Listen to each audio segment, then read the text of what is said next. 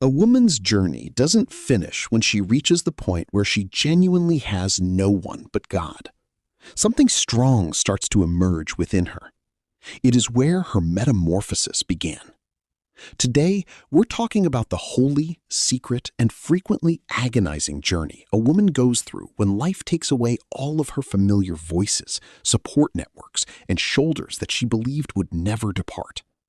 When the friends vanish, when the relationship breaks down, when the cacophony subsides, and the only sound behind is the soft murmur of God. You are not being punished, nor is what you are going through an accident. It's getting ready. Stay with me, because this message is confirmation rather than just encouragement. Your loneliness is not meaningless. We don't waste your silence. Your isolation is the soil in which something eternal is being planted by God. Now, let's get started. 1. God enters when people leave.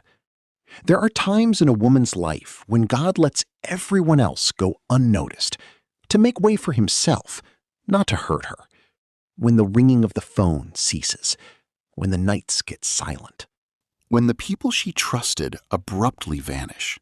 She enters a hallowed space because God frequently invites her to do so when there are no other people present. In 2 Timothy 4, verses 16 to 17, Paul claimed that nobody supported him. However, the Lord did. Every chosen woman comes to that realization. God moves closer while everyone else leaves. She is not afraid of being alone. He makes advantage of it. He lets the throng leave. At last, she recognizes the person who stays in the room all the time. In order for her to eventually discover who is faithful, he allows individuals to let her down. This isn't desertion. Alignment is what it is. In public, Jesus worked miracles, but in private, he was ready for his mission. Although he was fortified in the desert, he was confirmed in the baptismal waters. It's with her, too. Before carrying impartation, the woman God is molding must experience seclusion. There is no retribution in her wildness. It is the handiwork of God. 2, she finally hears God's whisper when the noise ceases. It is difficult to hear a gentle God in a noisy life. Occasionally, he clears the room out of mercy. He allows the romance to end. He doesn't respond to the texts. Because God's voice is rarely loud, he permits the friendships to change, not to break her, but to break the noise surrounding her. It's a whisper, and only when a woman remains silent can a whisper be heard. Something sacred begins in that silence. She prays in a different way because she has to, not because she ought to. She reads the Bible out of hunger rather than habit. She no longer relies on people's voices and starts relying on heaven's voice. And that's where change starts. She rediscovers who she is as a daughter of the monarch, not as someone's helper, companion, or backup plan. She discovers that when everything goes wrong, she doesn't turn to God. He is the base upon which she stands. He is not her backup plan. Her entire destiny is being built by him. She learns to proclaim, "You are the God who sees me," much like Hagar in the desert, who was overlooked by humans, but seen by God. Genesis 3. God takes away her crutches so she may stand. Many women are socialized to rely on other people for guidance, consolation, and confirmation. However, a woman who relies solely on others will never realize the power that God has given her. God takes away the crutches in order to train her rather than to harm her. The Lord is my portion, according to Lamentations 24. I will thus have faith in him. God didn't let her down. He simply began feeding her in a new way. He does not always remove folks off their crutches. Sometimes they are her routines, her plans, her image, her need for approval, and her need for control. Although it feels like loss when such things break apart, it is also liberty, because she finds what she really needs when she eventually loses what she believed she needed. Her life isn't being destroyed by God, she's getting upset with Him. 4. Suffering turns into a teacher rather than an adversary. One of God's most useful tools is pain. Furthermore, a woman's suffering serves as a classroom where God prepares her for her destiny when she is alone with Him. Pain isn't necessarily a penalty. Often, pain is a purifier. Take a look at Hannah in 1 Samuel 1. Misunderstood, ridiculed, provoked, hollow, and shattered. But God was not turned off by her tears. They pulled Him in close. She prayed more deeply because of her pain.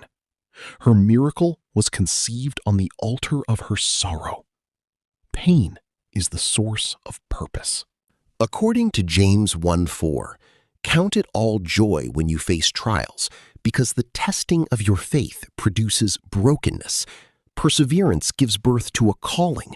The crushing of today becomes the anointing of tomorrow. Some women don't pray specific prayers until their hearts are broken, and some don't really seek God until everything else is taken away. Some people never reach their destiny until suffering forces them to do so. Pain is not a bad thing. She is escorted to the threshold of paradise by pain. 5. She rediscovers who she is when she is alone with God, when expectations and opinions cease to exist, and when the voices that once formed her identity vanish. God begs her to confess her true identity in silence, because noise frequently obscures identification. Take a look at Hagar.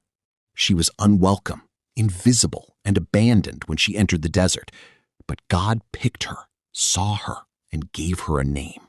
The mirrors of other people's approval shatter when a woman is left alone with God, and God becomes her reflection. Through His eyes, she perceives herself, not turned down, but selected, not broken, but evolving, makes for a lot, but not too much. In solitude, she starts to blossom.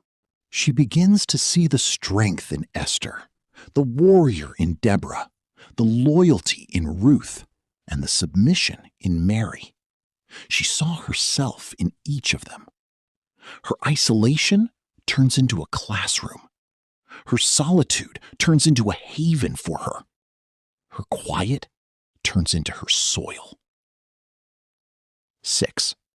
Her faith is strengthened by isolation until it is unwavering. A certain type of faith can only be developed in isolation.